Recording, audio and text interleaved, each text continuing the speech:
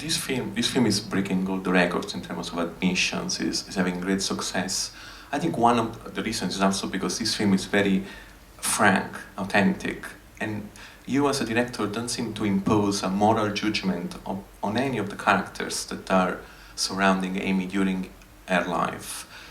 Was this something that you had on your agenda, that you want to, step back from, It's kind of, yeah, it's been, again, it kind of is a continuation of the style from Senna, which was that, I remember feeling quite aware that, okay, if you take this footage that already exists and you put it together, then people will say, well, what did you do?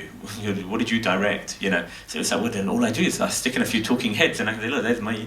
But I'm like, does it make the film better? I don't think so. So a lot of it becomes about taking yourself out of the movie as much as possible. And in this film, there's so many issues going on. There's so many people, so many relationships. It's so complex. She was such a complicated girl that it felt like we can't deal with everything. We can't, but you just try to put as much out there to understand how complex the situation was. And it is directed because in this case, all of the interviews I had to kind of build up the trust with lots of people to get the story. It was kind of investigative in a way, and very different to any other film. The only film I've done, I've made short films like this before, but I've never made a feature film where there was literally no piece of paper. There was no script, no outline, no development meetings. Because of Senna had done quite well, and people would like that film, we were given this opportunity to make the film about Amy. And I was like, okay, I'm only going to do it if you kind of just leave us alone and let us talk to everyone we want to talk to. No development, no, I don't need to get your permission to do this, that, and the other. And then we'll come back with a movie. And it was a big gamble that they took. This Universal Music have never made a film before, so they don't know the business and that side of it. So I'm like, I want to tell you guys about music, but you guys don't tell us about the film side. And they really did just let us get on with it. And other film companies heard about the film as we were making it and would try to say, can we come on board? We love your work and we'd like to.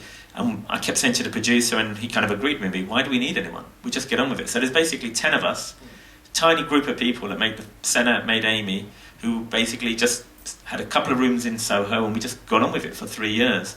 And the process was just, we're editing at the same time as I'm doing interviews, at the same time as we have a team of archive people doing research.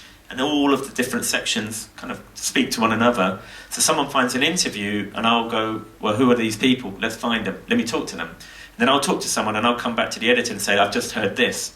But, for example, Nick at one point during his interview mentioned this meeting that took place in this hotel, Four Seasons Hotel in Hook. None of us had heard about this before. So then we started looking into it and suddenly this material started turning up. So it would be an interview that would then lead to us doing research, would go into the edit. So the whole process was really kind of an interesting kind of making it up as you're going along. What I quite liked was there was no kind of having to go back to a script and justifying it to people.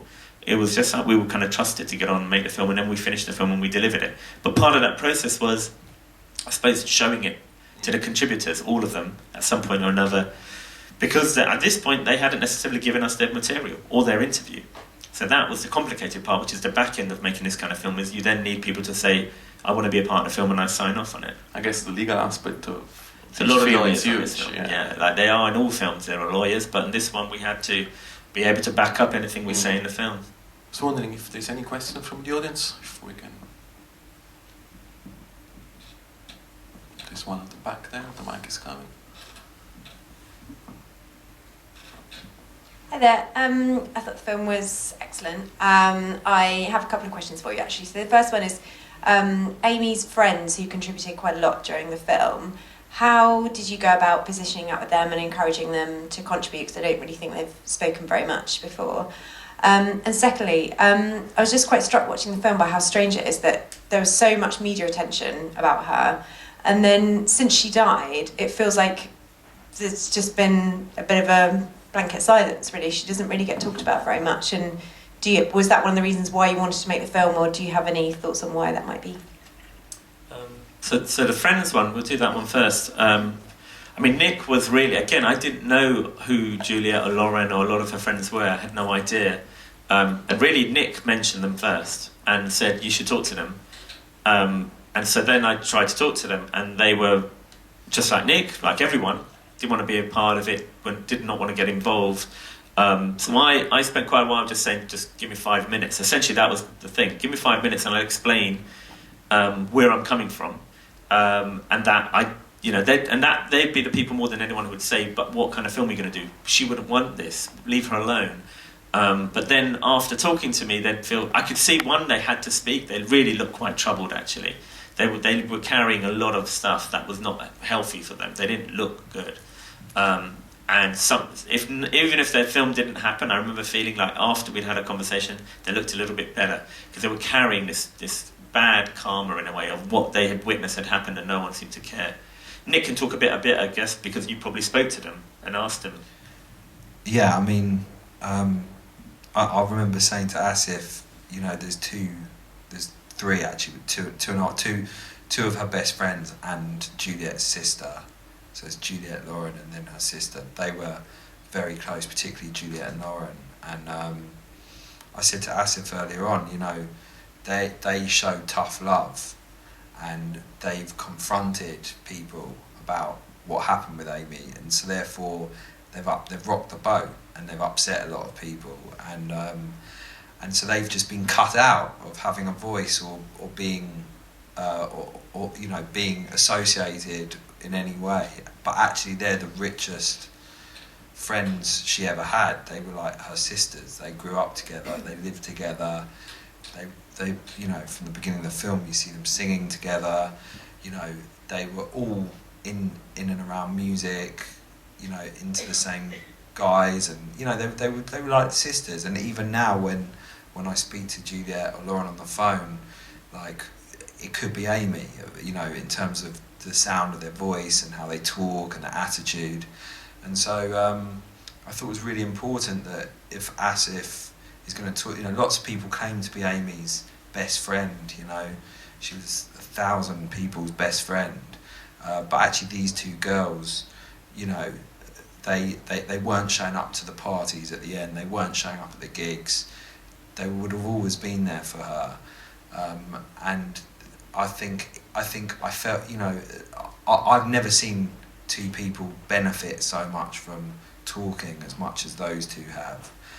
So I guess that's that. I mean, it took probably 9 months though, to get them to come in to talk. It took a long time of first meeting, and then just if they said no, it's like, okay, fine, and then I'd go off and do something else, and then it'd be like 3 months later I'd say, I've talked to this person and this person, if you want to check me out, why don't you ask them? And it'd be a bit like everyone would like double check behind me that I could be trusted, because I'd try to explain to people. Remember, this was a time of phone hacking and a lot of newspapers were around and a lot of journalists, so everything people said ended up in newspapers and people sold stories. And so I was talking to people over years and I kept saying, look, you're not going to hear about any of this, it's not going to be there until you agree to be part of it. None of this is going to get out. So it was about kind of making them feel they were safe to talk about stuff that was very sensitive. And I think Nick made a big difference, they've said to me, because they trust him and he trusted me, they were willing to speak. So that became a part of it. I can't remember what was the second part of the conversation. The second answer was, why do you think it's gone quiet since her death? That for me was strange, that she was sort of completely all over the newspapers, the magazines, without any questioning about her. It was almost as though she was almost like only ever written about for being a mess, and there was no commentary about why she was a mess. It was just, she's a mess, look, she's a mess, she's a mess, it's all falling to bits. But there wasn't any press or any kind of intellectual points of view in the media about what was going on. And then she died, and it felt to me like she died, it was all over all the tabloids. 2 or 3 awful entertainment channel documentaries came up immediately, full of, when you actually look at who's talking, it's paparazzi and entertainment journalists talking, and then the odd, someone that went to the same school as her or someone that worked at the same company. And it was just left in a really bad place. And then there's been books, and there's been a sort, Barbara Windsor opening up statues, and it's all just been very weird, like the way it was so covered by the media but not questioned, and it was left in a really bad place. And actually her music dropped away, off the radio. people stopped talking about her artistry, and for me it was really sad because the peak of her fame, in fact, most of, I think like 99.9% of people ever knew Amy got to know her through Back to Black. Therefore, they didn't see those earlier interviews, or for 23 years of her life, she was extremely bright, extremely talented, warm, funny, moving it forward into life in a really healthy way, making great records, enjoying life.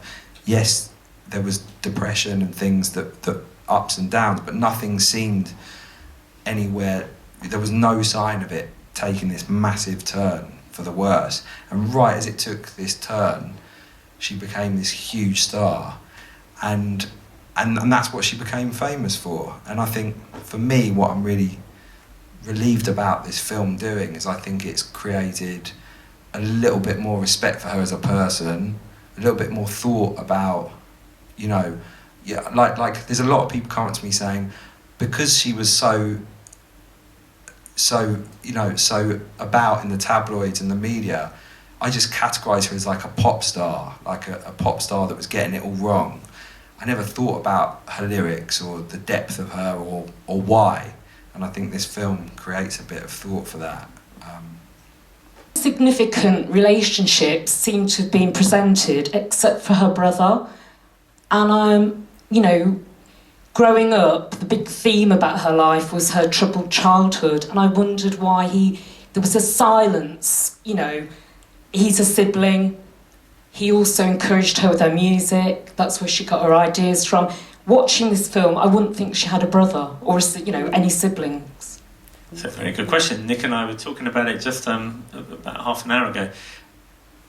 The question that I've been asked a few times is, who is the person that you didn't get to speak to, that you would like to have interviewed for the film? And that's her brother. He was the person I tried to talk to, tried to make contact. I was told he doesn't want to talk, doesn't like giving interviews. I said, I'd like to just meet him. He doesn't have to give an interview, doesn't have to say anything on the record, but for whatever reason, I wasn't able to get into that situation where I was allowed to meet him. So I didn't find out. I know, from what Amy has said in interviews, that, he was a guy with a guitar, she used to borrow his guitar, he had a lot of music, he was into jazz, but for whatever reason, he's the guy that I wish I had a chance to talk to. A few years ago, he did do an exhibition of her life, which was at the Jewish Museum in Camden. And it was sort of unforeseen stuff, family stuff, but personal stuff. And he did put an exhibition on. I never went to see it myself, but, did any of you get to... Yeah, I went to the exhibition, which was, really nice photos and, bits of Amy's possessions and so on. This is just my opinion, but not long after her death, around the foundation, he did a lot of press. He's quite a shy person, and he was on the front cover of, I think, the Weekend magazine for the Daily Mail, and he did lots of, I think he did some TV shows, and I got the sense that he'd sort of found himself in this position he felt really uncomfortable in. All of a sudden went, what am I doing? I'm on the front page of a magazine, I'm on the TV. He's sort of, since then, I've noticed he just pulled back, and I think that I shouldn't really be speaking for him, but this is my opinion. I think that he just went, no, this is not me, I'm staying away. From bits that I've gathered from him, though, he was very much about her bulimia. Out of anybody, he seemed to keep... He gave an interview. He did. Yeah, he did give an interview, and I remember reading, he, more than anyone, spoke about that. Yeah, it's true. I think there's another question here at the front, yeah? The mic is coming. Thank you. Yes, talking of the family, what actually help did the family actually give? Obviously, she had problems way back, obviously, from what it sounds. And did they even exacerbate in some ways? Not say they're the cause of her problems, but it seems in some ways you're suggesting that. I don't know. What could they have done more even? Or were they pushing her to do more recording? It's a complicated situation, isn't it? I think the answer is, you've seen the film. I think we're trying to show, from everything that I've heard and all the people I've spoken to, everything that I've seen, somewhere or another, the setup for Amy led her to kind of go in a certain way. But I think she had it under control for a period of time. She was using her music to kind of deal with issues. The problem is when the music became the problem, and the other people that success draws in, I suppose, it became more complex. I met her father. I interviewed her father, interviewed her mother, interviewed Blake, her kind of boyfriend, her husband. I spoke to all of these people. I met them, some of them more than once. Her mother wasn't very well during that period. She got MS, and I think Amy kind of says it herself better than anyone. She said, she wanted sometimes her mother to be tougher with her, and her father, became like the voice for everyone in a way. And the bigger he became as a presence, I think the quieter her mother became. Nick met them all and knows them in a different way. I know them now after, she died. It's a complicated situation. I think everyone got a bit confused by this, how quickly and how famous Amy became. And it affected people in different ways. So her brother didn't really speak at the time much. Her mother didn't speak much. Her father spoke quite a lot. And it just got this kind of machine suddenly took over, I suppose, of mega success. But somewhere along the way, I think a lot of people made decisions that weren't great for her. I think that's kind of what I found, and that's what the film maybe is trying to depict, is that people got maybe a bit confused. And there were too many decisions that, in the long run, were not good for her. Yeah. But being addictive personality, she obviously was, and the bulimia, would that have all exacerbated? I mean, obviously, with all the drugs on top of the bulimia. There's so many things. I mean, that's the thing. There are so many things going on. There are other things that are not even in the film. That it was all going on, one on top of the other, and different things would happen at different moments. There was self-harm. There was a lot of other stuff. It was not all at the same point of her becoming one of the most well-known people around. And performing under pressure of what that can do to you when you're not staying in the same room, you're not staying in the same place. And I think in a way that's kind of what drew that relationship on, because there was someone else that she kind of felt like she could escape with. Asif, since we are touching on the family aspect, can you tell us about your relationship with Mitch Winehouse? How was it? How was working with him? Was he collaborating? So the way it started, that initial conversation when we got the call from the label, Universal. So to make a film about a musician, you've got to have the music. So I said to the producer that we can only do this if you get all of that sorted out first, or else it's not worth doing. Too many dramas get made about musicians where they never quite got permission and there's no songs. So I was like, unless you can sort that out, let's not do this. So he had to get the label, who own kind of the records and stuff, the publishing, which is for everything that's been written, and then the estate. And all of that was on board before I came on board the film. So I had meetings with everyone and made it clear that, they were essentially asking me to direct the film and asking James to produce it. So if you're going to ask us to do it, the only way we're going to do it is if you kind of let us get on with it. But we have to make it very clear. We all know how this ended. This didn't end well. We've seen the material. We know what happened. She died very young. So we're going to have to go into that. And is everyone cool with that? Because if it's going to be just, someone else can do a load. Lots of people tried. A lot of people asked to do the Amy Winehouse film before we came along. And it was like, this isn't going to be just a series of performances cut together. This is going to have to be deeper than that. And everyone agreed. And so we went off and spoke to people. I did lots of interviews. I interviewed her father twice. I interviewed her mother. Her brother was the one I couldn't get hold of. And it just became clear as we were talking that, there was a complex situation of her background. That was going to be a part of the film. With all of the contributors, we said at some point we're going to show people the film. Because I can't just put it out there, we've got to make sure we get it right. And so we showed it to the family, we showed it to parents, we showed it to Nick, her friends, and it's pretty heavy stuff when you're showing a film like this to real people who were in the film and it's their family, What went on, I should probably keep to myself and keep it private, but it was pretty heavy stuff, that's all I'll say. But our job was to try our best. My job was, I felt, I owed it to Amy. So there was no point in making this. There was definitely a moment halfway through the film where I'm looking at James going, what are we doing? We know where this is going to go. We know what's going to happen. This is going to get messy. But, so do we want to do it or not? Do we make the film? Do we just walk away? By then, we were the ones who had the opportunity to tell the story. And it became it felt more and more that it was a film about us.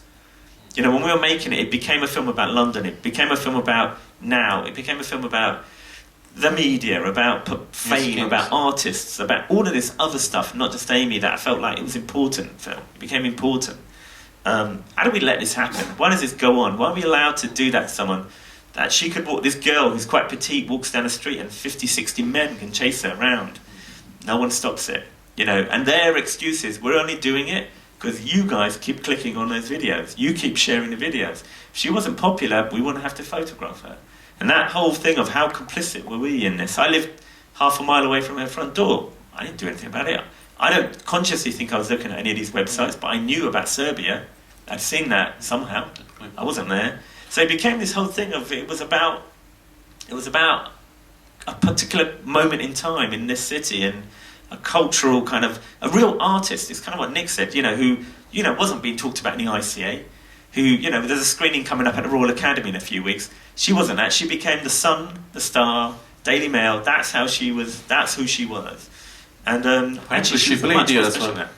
Apparently she played at the ICA at some point. Yeah, but not towards the end of her years, I don't think, unfortunately. You know, that's what happened. She became this real lowbrow person when actually she was an amazing artist. And she started off, the opposite. Yeah. So it became, that was the reason we were doing it, knowing that some people might get upset. Do you recall when, like, you know, when you say to yourself, okay, I need to get out of here, or how did it happen? Yeah, I mean, I got lots of advice of drug counsellors and addiction counsellors, and after we tried to get her into rehab and get a unanimous support around her, which didn't work, the advice I was given is, you can't make that statement and then carry on booking gigs and hanging around and socialising.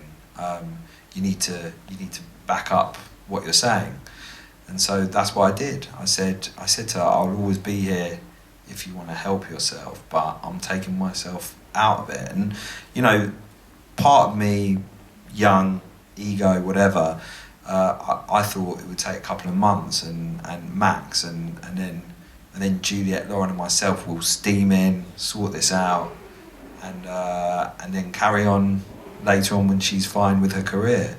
But that wasn't the case. I've actually been through, someone very close to me had a heroin problem a year before, and we got them off it. They never went back to it. They went to rehab. It's my brother, and you know, we had to go through the phase of saying, it's get yourself better, and we're always here if you want to get yourself better. If you don't, we're not going to be around. You know where we are. We're not going to check in on you. You come to us when you need help. That's what you're advised to do. With lots of people. Part of why this film's connecting, I think, is a lot of people relate. A lot of people know people with addiction or have experienced it, or depression, whatever. But you can't turn around someone, manager, family, whoever. In life, you can't turn around someone and say, I'm not going to tolerate seeing you do this yourself. Get better. But if you say no, I am going to tolerate it, and we'll still play gigs, we'll still make money, but I'm just going to be a bit disappointed. You need to be strong, you need to be really, you need to sacrifice, you all need to sacrifice, and unfortunately, that didn't work. The material to kind of almost like find a metaphor for how do you tell that sort of story, and it became kind of this whole jazz, pop star jazz thing, this idea of starting off as a jazz singer and being the freedom that can involve, where you can just sing however you feel that moment. And even if you want to, I've been to jazz clubs where I never saw the person on stage, it was so dark and they had it back to me, but I didn't care because you were there for the music and the vibe. And from that to become this pop star, sing rehab, sing rehab, sing rehab. She's got a glass of wine and like a pint of wine, and sing rehab, and everyone's laughing. And I've seen a lot of those performances, and just this idea that in the ending she kind of gets pulled out of that and goes back and meets Tony Bennett and becomes this jazz singer again. And he says, "You're great, you're amazing." And it's everything about this kind of person who's older and wiser telling her, giving her confidence. It's all about hearing the story and then say, how do you tell the story in a visual way and somehow find a way to simplify it, I guess. And it did seem that the pop star thing was just not her thing. I'm sure she wanted to be successful. I'm sure she wanted people to buy her records. She thought she knew she was good. She was good. Yeah, and also she, you know, she had a lot of mechanisms and ways of protecting herself earlier on. The guitar gave her huge confidence, and all of a sudden, the second album, there's no guitar. And her jazz ethics went a bit, I think. Like, she used to just, you know, never sing the song the same way twice. Which I've heard from so many people in the label, in different part of the organisations, who didn't like the fact that she kept changing the record day by day, and, you know, it was annoying the band. It's like, who cares about the band? It's about her. But it became the problem. Everything that made her interest in original suddenly becomes a problem with mega success, you know. And I think that, for me, that I kind of connected with just this idea of an artist who created for herself to deal with her own issues, but then it became big, and then it became a problem. She became the problem. She was the one who did it all, you know. But this idea that she couldn't change and be flexible because there's a machine now, you're feeding the machine, I guess, you know. I think that's the bit that I suppose I connected to the most, and it just felt like this whole thing of, if she could have just done hip-hop albums, I think, like, if she'd made a record and it'd been a huge failure, it would have been great for her. Failure is a great thing for freedom for an artist, you know. That suddenly you're not selling 20 million, okay, forget her now. Let her do her thing and someone else will come along. But she never got that chance either, you know. Totally. I mean, one thing that really struck me in your film, it shows how human Amy was, even at the highest of her celebrities, when she won the Grammy Award, and there is her friend crying on the side.